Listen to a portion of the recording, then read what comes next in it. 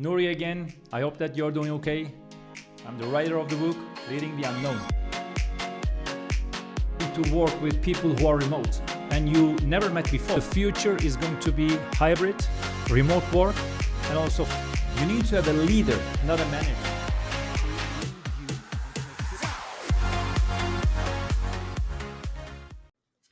Hi, everybody. Today I'm coming to you with another tip for productivity and very good meetings that I learned. Try to apply it as well, and it's really cool. It's called walking meetings. If you're a leader, it doesn't matter if you're a leader, but if you are a worker that needs to go to Zoom calls, Microsoft Teams calls, or Google Meet calls, or whatsoever, you know how much fatigue it can generate. Imagine that you are back to back in calls, in Zoom, in Teams, and you look at the screen constantly, and it's just like a two-dimensional place that you need to go and focus on. Walking meetings are very, very different, and when you apply them, you will see that there's a huge difference. Let me explain what the walking meetings look like. In the walking meetings, you don't have a computer, you just have your mobile phone, and you join the conference through your mobile phone. But when you're outside walking, hopefully it's not raining and it's not really freezing, but it doesn't matter if it rains or freezes. You just get into the call using more mobile phone. You can turn on your camera so that people can see you where you're walking and etc., or you can have it just without your camera and only talk when you need to. A couple of very interesting facts about walking meetings and how good they are in terms of your mind and also the overload that a kind of a Zoom meeting or Microsoft Teams meetings can give you, the fatigue it can give you. The first thing is the reduction of fatigue. So you just get out of your environment. Possibly, if you still need to see a screen because someone is sharing the screen, hopefully in those kind of meetings there is no screen sharing. People talk about things. It is going to be very important for you to be able to watch that if there is really, really a huge need for you to be able to follow the screen.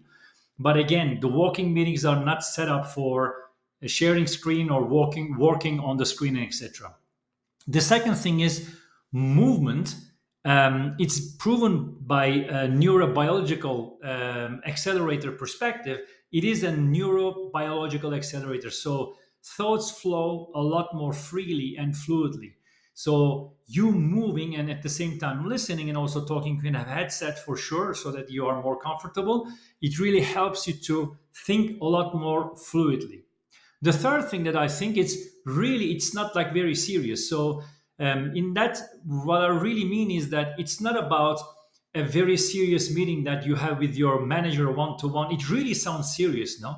So you are booked for a Zoom meeting or a Teams meeting, your manager or your colleague or whatsoever. It really seems like to be like a serious thing.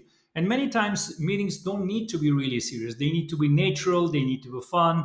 You need to really enjoy it. So it converts any type of meeting into a more non-formal discussion, which is a lot more relaxed.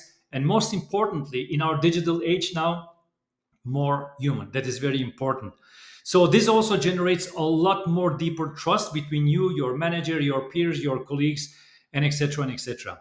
One more thing that I really like about the walking meetings is that there is no like screen. In reality, there shouldn't be any real screen. This means more presence. How many times, so hand in your heart, how many times you just get into a meeting and since there is another screen, possibly you're working with two or three or multiple screens, while you're in a meeting, you are not in a meeting, you are doing something completely different. You are checking on your email, you are finishing a job that's due to come and be delivered, and etc. and etc.